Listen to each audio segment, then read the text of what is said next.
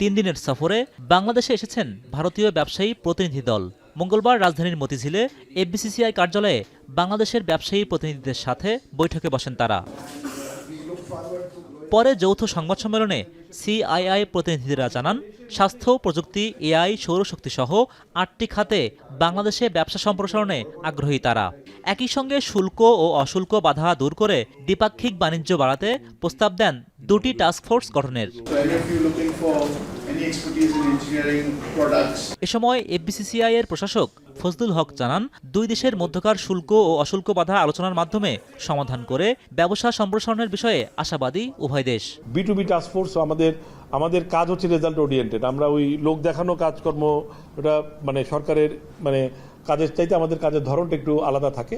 তো আমরা আশা করব যে আমরা এই টাস্কফোর্সও খুব দ্রুত গঠন করতে পারবো এবং তার চেয়ে বড় কথা হচ্ছে খুব স্বল্প সময়ের ভিতরে এই টাস্কফোর্সের যে সুবিধা, সেই সুবিধাটা যেন আমরা জাতিগতভাবে গ্রহণ করতে পারি। এদিকে সচিবালয়ে ভারতীয় ব্যবসায়ী প্রতিনিধি দলের সাথে বৈঠক শেষে বাণিজ্যমন্ত্রী বলেন, বেনাপোল স্থলবন্দরের কার্যক্রম গতিশীল করতে ফলপ্রসূ আলোচনা হয়েছে।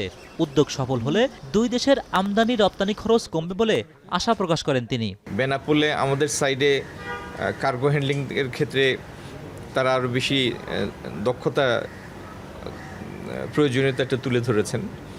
ল্যান্ড বর্ডার আসা যাওয়ার ক্ষেত্রে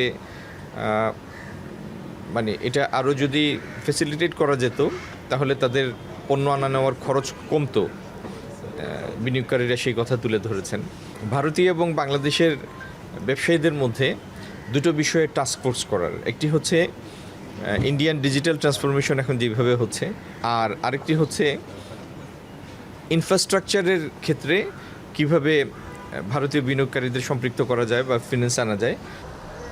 2 দেশের ব্যবসায়ীদের ভিসা প্রক্রিয়া সহজ করা নিয়েও আলোচনা হয় বৈঠকে। হোসেন জাহিদ, এখন ঢাকা।